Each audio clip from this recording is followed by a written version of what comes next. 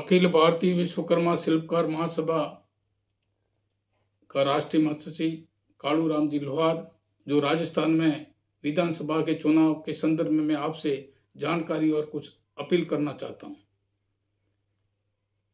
जब नरेंद्र मोदी जी के 2014 के लोकसभा के चुनाव आए थे, उससे ठीक 3 साल पहले अपने वंश परंपरागत कारीगर समाज लोहार, सुतार, कंसारा, सोमपरा, कड़िया, मिस्त्री, मूर्तिकार, ठटेरा, सिलावट, कुमार, कुमावत, स्वर्णकार और सोनी समाज, उनके लिए एक कारीगर प्रकोष्ठ का गठन किया था, जिसके जरिए लोकसभा का जो घोषणा पत्र बना था, सबका साथ सबका विकास, अपने समाज की योजना बनाने के लिए घोषणा पत्र में बात रखी थी। फिर सरकार आ गई, एक नजमा हेपतुल्ला जो कांग्रेस से भाजपा में लाकर उनको राज्यसभा का मेंबर बनाया गया और उनको अल्पसंख्यक मंत्रालय का मंत्री बनाया गया। तो अपने कुशल कारीगरों की जो योजना 3000 करोड़ की योजना थी, वो उस योजना को नजमा हेपतुल्ला ने अल्पसंख्यकों के लिए दस्तकार के नाम से उन्होंने उस 3000 करोड़ का बजट मुसलमानों के लिए लागू करवा दिया गया। फिर अमित शाह जी अध्यक्ष बने तो कारीगर प्रकोष्ठ को ही बंद कर दिया गया। हम लोग काफी समय से पूरे देश में आवाज उठाते हैं कि वंश परंपरागत कारीगर समाज का कारीगर का मंत्रालय हो, कारीगर का आयोग हो, कारीगर विकास बोर्ड का गठन किया जावे। वह समाज की अन्य शिक्षा और रोजी रोटी उठाने के लिए सरकार उस पर ध्यान देकर हमारे समाज को ऊपर उठावे, जो पूरे देश में 18 करोड़ की जनसंख्या है। लेकिन भाजपा की तरफ से हम लोगों को कोई सही जवाब नहीं मिला।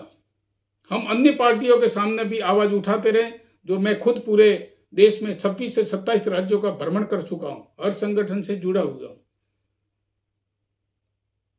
केरला में इस कम्युनिटी के लिए कमीशन बनाया गया, कर्नाटका में निगम बनाया गया, फिर छत्तीसगढ़ में कारीगर समाज के लिए बोर्ड का गठन किया गया और राजस्थान में भी अशोक गहलोत जी ने विश्वकर्मा कौशल विकास बोर्ड के नाम का गठन किया।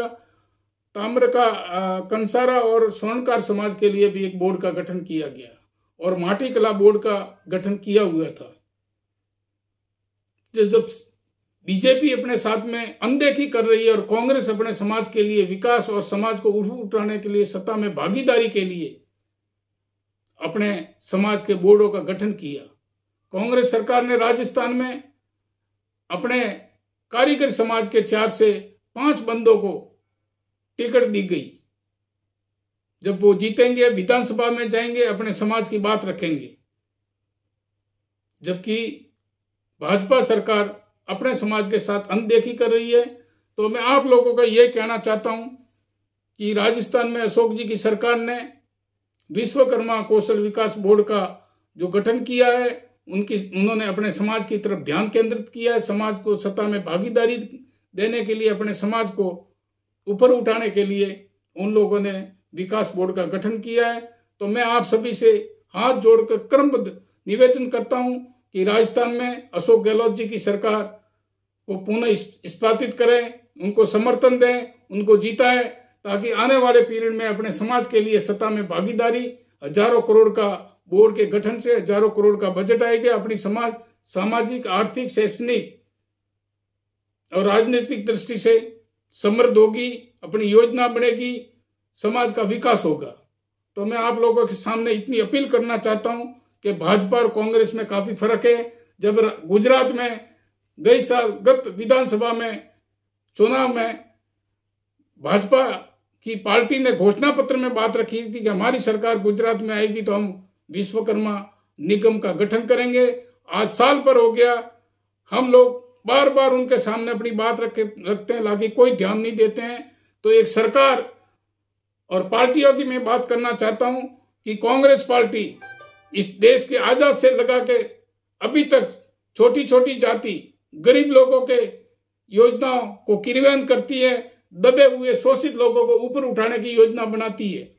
और भाजपा सरकार धर्म के नाम से गुजरात मॉडल के नाम से अन्य जाने कौन कौन से लॉलीपॉप देकर अपनी सत्ता हासिल करती है और ओबीसी, मूल ओबीसी जाति का अभी भी अंदर खाने वो विरोध करती है।